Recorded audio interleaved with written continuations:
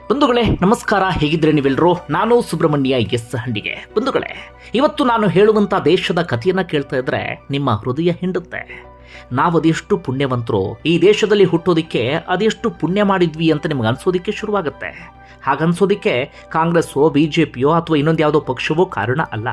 ನಮ್ಮ ಗಟ್ಟಿಯಾಗಿರುವಂಥ ಸಂವಿಧಾನ, ಆ ಸಂವಿಧಾನಕ್ಕೆ ನಾವೆಲ್ಲರೂ ಕೂಡ ತೋರ್ತಿರುವಂಥ ನಿಷ್ಠೆ, ಜೊತೆಗೆ ನಮ್ಮ ಮಣ್ಣಿನ ಗುಣ ಇವತ್ತು ನಮ್ಮ ದೇಶವನ್ನು ಹೀಗಿಟ್ಟಿದೆ. ನಮ್ಮಲ್ಲಿ ಸಮಸ್ಯೆ ಇಲ್ಲ ಅಂತಲ್ಲ, ಭ್ರಷ್ಟಾಚಾರ ಸೇರಿದಂತೆ ಸಾವಿರಾರು ಸಮಸ್ಯೆಗಳು ನಮ್ಮ ದೇಶದಲ್ಲೂ ಕೂಡ ಇದೆ. ಆದರೆ ಇಂತಹ ದೇಶಗಳಿಗೆ ಹೋಲಿಕೆಯನ್ನು ಮಾಡಿಕೊಂಡಾಗ ನಮ್ಮ ಬದುಕೆ ಅದ್ಭುತ ಅನ್ಸೋದಕ್ಕೆ ಶುರುವಾಗುತ್ತೆ.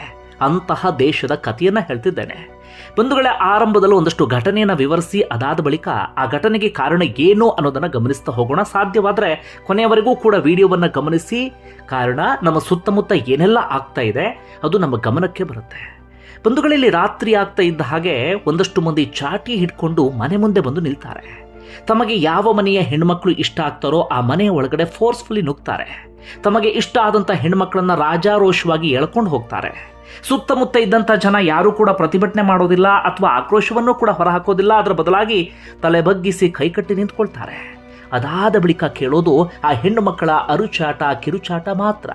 ಬೆಳಗ್ಗಿನ ಜಾವದವರೆಗೂ ಕೂಡ ಆ ಹೆಣ್ಣುಮಕ್ಕಳಿಗೆ ಬಿಡುಗಡೆ ಇಲ್ಲ. ಆ ಹೆಣ್ಣುಮಕ್ಕಳು ಬಿಡುಗಡೆ ಆಗಿ ಹೊರಗಡೆ ಬಂದಾಗ ಪ್ರಜ್ಞಾಹೀನ ಸ್ಥಿತಿಯಲ್ಲಿರ್ತಾರೆ. ಅದೆಷ್ಟೋ ಮಂದಿ ಅದೇ ಸಂದರ್ಭದಲ್ಲಿ ಪ್ರಾಣವನ್ನು ಕಳ್ಕೊಂಡಿರ್ತಾರೆ. ಆದರೆ ಇದ್ಯಾವುದನ್ನೂ ಕೂಡ ಹೇಳೋರಿಲ್ಲ, ಕೇಳೋರಿಲ್ಲ ಎನ್ನುವಂಥ ಸ್ಥಿತಿ ಆ ದೇಶದಲ್ಲಿ ಇದೆ. ನೀವು ನಂಬೋದಕ್ಕೆ ಬಹಳ ಕಷ್ಟ ಆಗುತ್ತೆ. ಅದರ ಸ್ವತಃ ವಿಶ್ವಸಂಸ್ಥೆ ಇದಕ್ಕೆ ಸಂಬಂಧಪಟ್ಟ ಹಾಗೆ ಸ್ಪಷ್ಟನೆಯನ್ನು ಕೊಟ್ಟಿದೆ.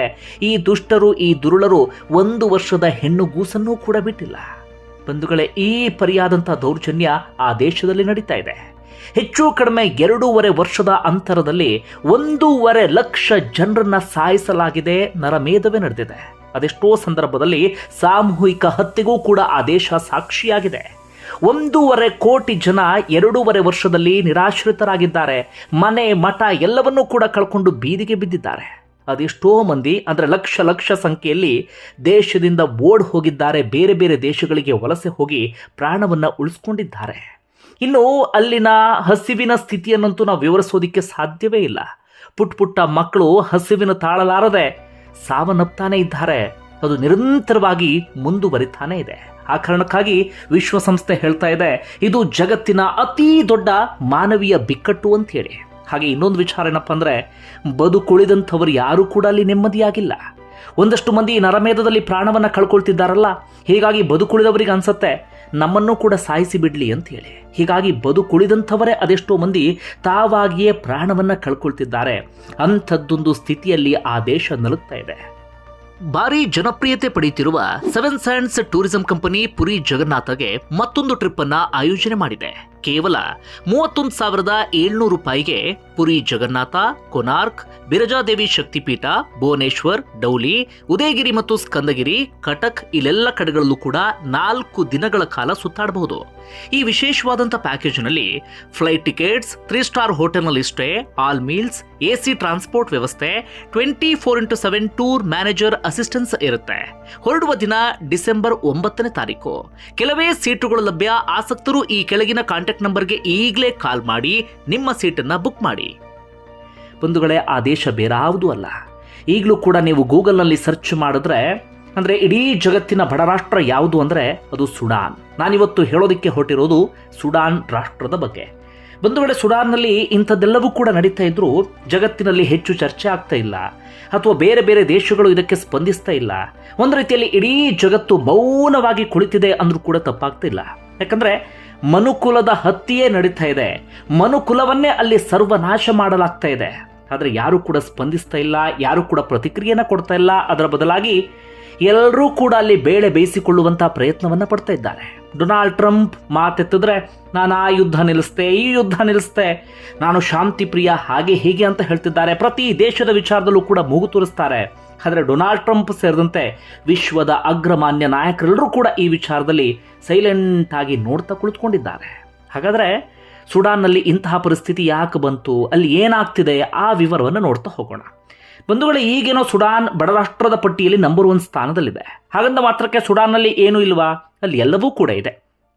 ಅತಿ ಹೆಚ್ಚು ಚಿನ್ನದ ನಿಕ್ಷೇಪ ಇದೆ, ಸಾಕಷ್ಟು ನೈಸರ್ಗಿಕ ಸಂಪತ್ತಿದೆ. ಹಾಗೆ ವ್ಯಾಪಾರಕ್ಕೆ ಪ್ರಮುಖ ಕೊಂಡಿಯಾಗಿರುವಂಥ ರೆಡ್ ಸಿ ಅಥವಾ ಕೆಂಪು ಸಮುದ್ರ ಏನಿದೆ, ಸುಡಾನ್ ಪಕ್ಕದಲ್ಲೇ ಇರುವಂತಹ ಕೆಂಪು ಸಮುದ್ರ, ಸುಡಾನ್ಗೂ ಕೂಡ ಅದರ ಒಂದಷ್ಟು ಭಾಗದ ಮೇಲೆ ಪ್ರಾಬಲ್ಯ ಇದೆ. ಆದರೆ ಇದ್ಯಾವುದನ್ನೂ ಕೂಡ ಆ ದೇಶಕ್ಕೆ ಬಳಸಿಕೊಳ್ಳೋದಕ್ಕೆ ಗೊತ್ತಿಲ್ಲ. ಆ ದೇಶಕ್ಕೆ ಗೊತ್ತಿರೋದು ಕೇವಲ ಅಮಾಯಕರನ್ನ ಬಲಿ ಪಡೆಯೋದು ಅಥವಾ ಅಮಾಯಕರ ಮೇಲೆ ದೌರ್ಜನ್ಯವನ್ನು ಎಸಗೋದು ಮಾತ್ರ. ಅಲ್ಲಿ ಹಿಂದಿನಿಂದ ಏನೇನಾಗಿತ್ತು ಅಂತ ಗಮನಿಸ್ತಾ ಹೋಗೋದಾದ್ರೆ 1899ರಿಂದ 1956ರವರೆಗೆ ಸುಡಾನ್ ಬ್ರಿಟಿಷರ ದಾಸ್ಯದಲ್ಲಿ ಇದ್ದಂಥ ರಾಷ್ಟ್ರ, ಅಂದರೆ ಬ್ರಿಟಿಷರ ಆಳ್ವಿಕೆಯಲ್ಲಿ ಇದ್ದಂಥ ರಾಷ್ಟ್ರ. 1956ರಲ್ಲಿ ಸ್ವಾತಂತ್ರ್ಯ ಸಿಗುತ್ತೆ. ಆದರೆ ಅದಾದ ಬಳಿಕವೂ ಕೂಡ ಅಲ್ಲಿ ಬ್ರಿಟಿಷ್ ಸೇನೆ ಅಲ್ಲಿ ಇತ್ತು. ಹಾಗೆ ಬ್ರಿಟಿಷ್ ಸೇನೆ ಈ ಹಿಂದೆಯೂ ಕೂಡ ಅಲ್ಲಿ ಒಡೆದಾಳುವಂಥ ನೀತಿಯನ್ನು ಅನುಸರಿಸಿತ್ತು. ಅದಾದ ಬಳಿಕವೂ ಕೂಡ ಆ ಸೇನೆ ಅಲ್ಲಿ ಒಡೆದಾಳುವಂಥ ನೀತಿಯನ್ನು ಮುಂದುವರಿಸಿಕೊಂಡು ಬರ್ತಾನೆ ಇದೆ. ಆ ಕಾರಣಕ್ಕಾಗಿಯೇ ಈ ಬ್ರಿಟಿಷರು ಹೊರಟು ಹೋದ ಬಳಿಕವೂ ಕೂಡ, ಅಂದರೆ ಹಿಂದೆನೇ ಅವರು ಒಡೆದಾಳುವ ನೀತಿಯನ್ನು ಅನುಸರಿಸಿದ್ರಲ್ಲ, ನಮ್ಮ ದೇಶದಲ್ಲೂ ಹಾಗೆ ಮಾಡಿದ್ರು ಅವರು. ಅಲ್ಲಿ ಅವರು ಹೊರಟು ಹೋಗ್ತಾ ಇದ್ದ ಹಾಗೆ ಆ ಒಡೆದಾಳುವ ನೀತಿಯ ಫಲಿತಾಂಶ ಎಲ್ಲವೂ ಕೂಡ ಕಾಣೋದಿಕ್ಕೆ ಶುರುವಾಯಿತು. ಅಂದರೆ ಅವರೊಳಗಡೆಯೇ ಅಂತರ್ಯುದ್ಧ ನಡೆಯೋದಕ್ಕೆ ಶುರುವಾಯಿತು. ಅಧಿಕಾರಕ್ಕೋಸ್ಕರ ಕಿತ್ತಾಟ, ಅಧಿಕಾರಕ್ಕೋಸ್ಕರ ನಿರಂತರವಾದಂಥ ಹಗ್ಗಜಗ್ಗಾಟ ಎಲ್ಲವೂ ಕೂಡ ಅಲ್ಲಿ ಆರಂಭ ಆಯಿತು. ಅದು ಇಂದಿಗೂ ಕೂಡ ನಿಂತಿಲ್ಲ. ಅದರಲ್ಲೂ ಈ ಒಮರ್ ಅಲ್ ಬಶೀರ್ ಅಂತ ಆತನ ಹೆಸರನ್ನ ಕೇಳಿರ್ಬೋದು. ಆತನನ್ನ ಸರ್ವಾಧಿಕಾರಿ ಅಂತಲೂ ಕೂಡ ಹೇಳಲಾಗುತ್ತೆ. ಆತ ಹೆಚ್ಚು ಕಡಿಮೆ 30 ವರ್ಷಗಳ ಕಾಲ ಸುಡಾನ್ನಲ್ಲಿ ಆಳ್ವಿಕೆಯನ್ನು ನಡೆಸಿದ್ದ. 2019ರಲ್ಲಿ ಒಂದಷ್ಟು ಮಂದಿ ಎಲ್ಲರೂ ಕೂಡ ಸೇರ್ಕೊಂಡು ಆತನನ್ನ ಕಿತ್ತೊಗೆಯುವಲ್ಲಿ ಯಶಸ್ವಿಯಾದರು.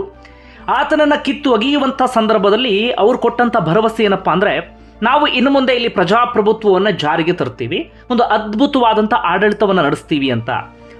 ಹಾಗಾದ್ರೆ ಮಾತು ಕೊಟ್ಟ ರೀತಿಯಲ್ಲಿ ಆಯ್ತಾ? ಇಲ್ಲವೇ ಇಲ್ಲ. ಈ ಬಶೀರ್ನನ್ನ ಕಿತ್ತೊಗೆಯುವಲ್ಲಿ ಪ್ರಮುಖವಾದಂಥ ಪಾತ್ರವನ್ನು ವಹಿಸಿದ್ಯಾರು ಅಂದ್ರೆ SAF ಎನ್ನುವಂಥ ಒಂದು ಆರ್ಮಿ ಪಡೆ, ಅದೇ ರೀತಿಯಾಗಿ RSF ಎನ್ನುವಂಥ ಪ್ಯಾರಾ ಮಿಲಿಟರಿ ಪಡೆ. SAF ಮತ್ತೆ RSF ಇವರಿಬ್ರು ಕೂಡ ಆಗ ಒಗ್ಗಟ್ಟಾಗಿ ಹೋರಾಟವನ್ನ ಮಾಡಿದ್ರು ಬಶೀರ್ನನ್ನ ಕೆಳಗಿಳಿಸುವಂತ ಸಂದರ್ಭದಲ್ಲಿ. ಬಶೀರ್ ಕೆಳಗಿಳಿದ ಬಳಿಕ ಇವರಿಬ್ಬರ ನಡುವೆ ಹಗ್ಗಜಗ್ಗಾಟ ಶುರುವಾಗುತ್ತೆ. ಅಲ್ಲಿ ಆರಂಭದಲ್ಲಿ ಬಶೀರ್ನನ್ನ ಕೆಳಗಿಳಿಸಿದ ನಂತರ ದೇಶದ ಆಡಳಿತ ಚುಕ್ಕಾಣಿಯನ್ನ ವಶಕ್ಕೆ ತೆಗೆದುಕೊಂಡಿದ್ದು ಅಥವಾ ಸರ್ಕಾರವನ್ನ ಕಂಟ್ರೋಲ್ಗೆ ತೆಗೆದುಕೊಂಡಿದ್ದು ಈ SAF ಎನ್ನುವಂಥ ಆರ್ಮಿ ಪಡೆ. ಅಲ್ಲಿ ಆರ್ಮಿ ಅಧಿಕಾರಕ್ಕೆ ಬರೋದಕ್ಕೂ ಕೂಡ ಬ್ರಿಟಿಷರೇ ಕಾರಣ. ಅವರು ಮಾಡಿರುವಂಥ ಒಂದು ನಿಯಮ, ಇಲ್ಲಿ ಆರ್ಮಿ ಕೂಡ ಅಧಿಕಾರವನ್ನು ಹಿಡಿಬಹುದು ಎನ್ನುವಂಥ ನಿಯಮವನ್ನು ರೂಪಿಸಿದ್ರು. ಕಾರಣ ದೇಶವನ್ನು ಒಡೆದಾಳಬೇಕು ಎನ್ನುವಂಥ ಉದ್ದೇಶದಿಂದಲೇ. ಹೀಗಾಗಿ ಅಲ್ಲಿ SAF ದೇಶವನ್ನ ಕಂಟ್ರೋಲ್ಗೆ ತೆಗೆದುಕೊಳ್ಳುತ್ತೆ. ಇದನ್ನ RSFಗೆ ಸಹಿಸಿಕೊಳ್ಳೋದಿಕ್ಕೆ ಸಾಧ್ಯ ಆಗೋದಿಲ್ಲ. ಕಾರಣ ಅವರಿಬ್ರು ಕೂಡ ಅಲ್ಲಿ ಕಂಟ್ರೋಲ್ ಮಾಡ್ತಾ ಇದ್ದಿದ್ದು ಈ ಚಿನ್ನದ ನಿಕ್ಷೇಪಕ್ಕಾಗಿ, ಅಲ್ಲಿರುವಂಥ ನೈಸರ್ಗಿಕ ಸಂಪತ್ತನ್ನ ಚೆನ್ನಾಗಿ ದೋಚುವಂಥ ಉದ್ದೇಶದಿಂದ. ಇನ್ನು ಅಮಾಯಕ ಜನರನ್ನ ಚೆನ್ನಾಗಿ ಇಡಬೇಕು ಅಥವಾ ದೇಶವನ್ನ ಅಭಿವೃದ್ಧಿಪಡಿಸಬೇಕು, ಅದ್ಯಾವ ಉದ್ದೇಶವೂ ಕೂಡ ಅವರಿಗೆ ಇರಲಿಲ್ಲ. ಅದರಲ್ಲೂ ಕೂಡ ಅಲ್ಲಿ ದೊಡ್ಡ ಮಟ್ಟಿಗಿನ ಸಂಘರ್ಷ ನಡೀತಿರೋದು ಎಲ್ಲಿ ಅಂದರೆ, ಈ ಅಮೆರಿಕ ಏನು ಮಾಡುತ್ತೆ, 2011ರಲ್ಲಿ ದೇಶವನ್ನ ಡಿವೈಡ್ ಮಾಡಿಬಿಡುತ್ತೆ. ಉತ್ತರ ಸುಡಾನ್ ಹಾಗೆ ದಕ್ಷಿಣ ಸುಡಾನ್ ಅಂತ ಹೇಳಿ. ಈ ಉತ್ತರ ಸುಡಾನ್ನಲ್ಲಿ ಮುಸ್ಲಿಮರ ಸಂಖ್ಯೆ ಜಾಸ್ತಿ ಇದೆ, ಈ ಅರಬ್ ಮುಸ್ಲಿಮರಿದ್ದಾರೆ. ಈ ದಕ್ಷಿಣ ಸುಡಾನ್ನಲ್ಲಿ ಈ ಆಫ್ರಿಕಾದ ಕ್ರಿಶ್ಚಿಯನ್ಸ್ ಇದ್ದಾರೆ. ದಕ್ಷಿಣ ಸುಡಾನ್ನಲ್ಲಿ ಹೆಚ್ಚಿನ ಸಮಸ್ಯೆ ಇಲ್ಲ, ಅದರ ಸಮಸ್ಯೆ ಇರೋದು ಉತ್ತರ ಸುಡಾನ್ನಲ್ಲಿ. ಈ ಅರಬ್ ಮುಸ್ಲಿಮ್ಸ್ ಇದ್ದಾರಲ್ಲ, ಅಲ್ಲಿ ವಿಪರೀತವಾದಂಥ ಸಂಘರ್ಷ ಅಂಥದ್ದೆಲ್ಲವೂ ಕೂಡ ನಡೀತಾನೆ ಇದೆ. ಬಹಳ ವರ್ಷಗಳಿಂದ ನಡೀತಿದ್ದಂಥ ಸಂಘರ್ಷ. ಆದರೆ ಆ ಸಂಘರ್ಷ ತೀವ್ರ ಸ್ವರೂಪವನ್ನು ಪಡೆದಿದ್ದು ಯಾವಾಗ ಅಂದರೆ 2023 ಏಪ್ರಿಲ್ ತಿಂಗಳ ಸಂದರ್ಭದಲ್ಲಿ. ಆಗಿನಿಂದ ಅಲ್ಲಿ ಅಂತರ್ಯುದ್ಧ ಆರಂಭ ಆಯಿತು. ಪ್ರತಿದಿನ ಯುದ್ಧದ ರೀತಿಯಾದಂಥ ವಾತಾವರಣ ಇದೆ. ಈ 2023ರಿಂದ ಈಗಿನ 2025ರವರೆಗೆ ಹೆಚ್ಚು ಕಡಿಮೆ 2.5 ವರ್ಷದ ಅಂತರದಲ್ಲಿ ನಾನು ಆರಂಭದಲ್ಲಿ ಹೇಳಿದ ಅಂಕಿ ಸಂಖ್ಯೆಯ ಪ್ರಕಾರವಾಗಿ 1.5 ಲಕ್ಷ ಜನರ ನರಮೇಧವೇ ನಡೆದಿದೆ. 1.5 ಕೋಟಿ ಜನ ನಿರಾಶ್ರಿತರಾಗುವಂಥ ಪರಿಸ್ಥಿತಿ ಎದುರಾಗಿಬಿಟ್ಟಿದೆ. ಇವತ್ತೂ ಕೂಡ ಅಲ್ಲಿ ಪ್ರತಿದಿನ ಜನ ಹಸಿವಿನಿಂದ ಸಾಯ್ತಾ ಇದ್ದಾರೆ. ಮಲಗೋದಿಕ್ಕೆ ಮನೆ ಇಲ್ಲ, ಅಥವಾ ನಾವು ಆರಾಮಾಗಿ ಜೀವನವನ್ನು ಸಾಗಿಸಬಹುದು ಎನ್ನುವಂಥ ಪರಿಸ್ಥಿತಿ ಅಂತೂ ಅಲ್ಲಿ ಇಲ್ಲವೇ ಇಲ್ಲ. ಎಲ್ಲವೂ ಇದ್ದರೂ ಕೂಡ ಅಲ್ಲಿ ಬಳಸಿಕೊಳ್ಳೋದಕ್ಕೆ ಅವಕಾಶವನ್ನು ಕೊಡ್ತಾ ಇಲ್ಲ. ಆಡಳಿತವನ್ನು ನಡೆಸುವಂಥವರಿಗೆ ಅದನ್ನು ಬಳಸಿಕೊಳ್ಳೋದು ಹೇಗೆ ಅನ್ನೋದು ಕೂಡ ಗೊತ್ತಿಲ್ಲ. ಈಗ ಮತ್ತ್ಯಾಕೆ ನಾವು ಮಾತಾಡ್ತಾ ಇದ್ದೀವಿ, ಒಂದು ವಾರದಲ್ಲಿ ಯಾಕೆ ಅತಿ ಹೆಚ್ಚು ಚರ್ಚೆ ಆಗ್ತಿದೆ ಅಂದರೆ, ಕೇವಲ ಒಂದೇ ದಿನದಲ್ಲಿ 500ಕ್ಕೂ ಅಧಿಕ ಮಂದಿಯನ್ನ ಅಲ್ಲಿ ಸಾಯಿಸಲಾಗಿದೆ. ಅದಕ್ಕೆ ಕಾರಣ ಏನಪ್ಪಾ ಅಂದರೆ, ಈ ಡಾರ್ಫೋರ್ ಎನ್ನುವಂಥ ಪ್ರದೇಶ ಇದೆ, ಅಲ್ಲಿ ಎಲ್ ಫಶೀರ್ ಅಂತ ಹೇಳಿ ಈ ಡಾರ್ಫೋರ್ನ ರಾಜಧಾನಿ ಅದು. ಅದರ ಮೇಲೆ SAFಗೆ ಹಿಂದಿನಿಂದಲೂ ಕೂಡ ಕಂಟ್ರೋಲ್ ಇತ್ತು. ಆದರೆ ಈಗ RSF ಇದೆಯಲ್ಲ, ಡಾರ್ಫೋರ್ನ ಸಂಪೂರ್ಣವಾಗಿ ಅದು ಸುತ್ತುವರೆದಿತ್ತು. ಡಾರ್ಫೋರ್ನ ಒಳಗಡೆ ಯಾವುದೇ ಸವಲತ್ತು ಸಿಗದ ರೀತಿಯಲ್ಲಿ ಅದು ನೋಡ್ಕೊಳ್ತಾ ಇತ್ತು. ಹಾಗೆ ಮಾಡ್ತಾ ಇದೀಗ ಎಲ್ ಫಶೀರ್ ಎನ್ನುವಂಥ ಪ್ರದೇಶವನ್ನು ಕೂಡ ತನ್ನ ವಶಕ್ಕೆ ತೆಗೆದುಕೊಂಡಿದೆ RSF. ಅಲ್ಲಿದ್ದಂಥ SAF ಅಂದ್ರೆ ಆರ್ಮಿ ಪಡೆಯನ್ನ ಹೊಡೆದೋಡಿಸುವಲ್ಲಿ ಯಶಸ್ವಿಯಾಗಿದ್ದಾರೆ. SAFನ ಹೊಡೆದೋಡಿಸ್ತಾ ಇದ್ದ ಹಾಗೆ ಅಲ್ಲಿ ಯಾರ್ಯಾರು RSFನ ವಿರುದ್ಧವಾಗಿ ಇದ್ರೋ ಅವರೆಲ್ಲರನ್ನು ಕೂಡ ಮನಸ್ಸಿಗೆ ಬಂದ ಹಾಗೆ ಕೊಲ್ತಾ ಇದ್ದಾರೆ. ಸಿಕ್ಕ ಹೆಣ್ಣು ಮಕ್ಕಳನ್ನ ಅತ್ಯಾಚಾರ ಮಾಡ್ತಿದ್ದಾರೆ. ಮನಸ್ಸಿಗೆ ಬಂದ ಹಾಗೆ ಅವರೆಲ್ಲರನ್ನು ಕೂಡ ಬಳಸಿಕೊಳ್ಳುವಂತ ಕೆಲಸವನ್ನ ಮಾಡ್ತಾ ಇದ್ದಾರೆ. ಆದರೆ ಇದೆಲ್ಲವನ್ನು ಕೂಡ ನೋಡಿ ಕಂಟ್ರೋಲ್ಗೆ ಮಾಡಬೇಕಾದಂಥ ಬೇರೆ ರಾಷ್ಟ್ರಗಳು ಏನು ಮಾಡ್ತಿದ್ದಾವೆ, ಇಲ್ಲಿ ಬೇಳೆ ಬೇಯಿಸಿಕೊಳ್ಳುವಂಥ ಕೆಲಸ. ಅಂದರೆ ಉರಿಯುವ ಬೆಂಕಿಯಲ್ಲಿ ನಾವೇನನ್ನ ಬೇಯಿಸಬಹುದು ಅದನ್ನ ಪ್ರಯತ್ನವನ್ನ ಎಲ್ಲರೂ ಕೂಡ ಮಾಡ್ತಿದ್ದಾರೆ. ಪ್ರಮುಖವಾಗಿ ಈ RSFನವ್ರಿಗೆ UAE ಅವರು ಸಪೋರ್ಟಿಗೆ ನಿಂತ್ಕೊಂಡಿದ್ರೆ, ಈ SAFನವರಿಗೆ ಟರ್ಕಿ ಅಂತಹ ದೇಶಗಳು ಸಪೋರ್ಟ್ಗೆ ನಿಂತ್ಕೊಂಡಿದ್ದಾವೆ. ಇನ್ನು ಅಮೆರಿಕ, ಚೀನಾ, ರಷ್ಯಾ ಇಂತಹ ರಾಷ್ಟ್ರಗಳು ಇವರೆಲ್ಲರಿಗೂ ಕೂಡ ಬೇಕಾದಷ್ಟು ಶಸ್ತ್ರಾಸ್ತ್ರವನ್ನ ಪೂರೈಕೆ ಮಾಡ್ತಿದ್ದಾರೆ, ಹೊಡೆದಾಡ್ಕೊಂಡು ಸಾಯಿರಿ ಎನ್ನುವಂಥ ರೀತಿಯಲ್ಲಿ. ಅಂದರೆ ಯಾರಾದರೂ ಒಬ್ಬರು ಸಾಯ್ಲಿಯಲ್ಲಿ, ಯಾರಾದರೂ ಒಬ್ಬರು ಅಧಿಕಾರಕ್ಕೆ ಬರಲಿ, ಅಧಿಕಾರಕ್ಕೆ ಬಂದವರ ಜೊತೆಗೆ ಚೆನ್ನಾಗಿದ್ದು ಚಿನ್ನದ ನಿಕ್ಷೇಪ, ಅಲ್ಲಿರುವಂಥ ನೈಸರ್ಗಿಕ ಸಂಪತ್ತು ಎಲ್ಲವನ್ನೂ ಕೂಡ ಲೂಟಿ ಹೊಡೆಯೋಣ. ಹಾಗೆ ರೆಡ್ ಸಿ ಬೇರೆ ಇದೆಯಲ್ಲ, ವ್ಯಾಪಾರದ ಪ್ರಮುಖವಾದಂಥ ಕೊಂಡಿ, ಅಂದರೆ ಜಗತ್ತಿನ 30% ವ್ಯಾಪಾರ ವಹಿವಾಟೆಲ್ಲವೂ ಕೂಡ ಅದು ರೆಡ್ ಸಿ ಮೂಲಕ ನಡೆಯುತ್ತಲ್ಲ, ಅದರ ಮೇಲೂ ಏನಾದರೂ ಪ್ರಾಬಲ್ಯವನ್ನು ಸಾಧಿಸೋದಕ್ಕೆ ಪ್ರಯತ್ನ ಪಡೋಣ ಅಂತ ಹೇಳಿ ಬೇರೆ ರಾಷ್ಟ್ರಗಳು ಕೂಡ ಪ್ರಯತ್ನವನ್ನು ಪಡ್ತಿದ್ದಾವೆ. ಒಟ್ಟಾರೆಯಾಗಿ ಎಲ್ಲರ ಸ್ವಾರ್ಥಕ್ಕೆ ಅಲ್ಲಿನ ಅಮಾಯಕರು ನಿರಂತರವಾಗಿ ಬಲಿಯಾಗ್ತಿದ್ದಾರೆ. ಬಂಧುಗಳೇ, ನಿಮ್ಗೆ ಏನಿಸ್ತದನ್ನು ಕಮೆಂಟ್ ಬಾಕ್ಸಲ್ಲಿ ಮೆನ್ಷನ್ ಮಾಡಿ. ಧನ್ಯವಾದ ವಿಡಿಯೋ ನೋಡಿದ್ದಕ್ಕಾಗಿ.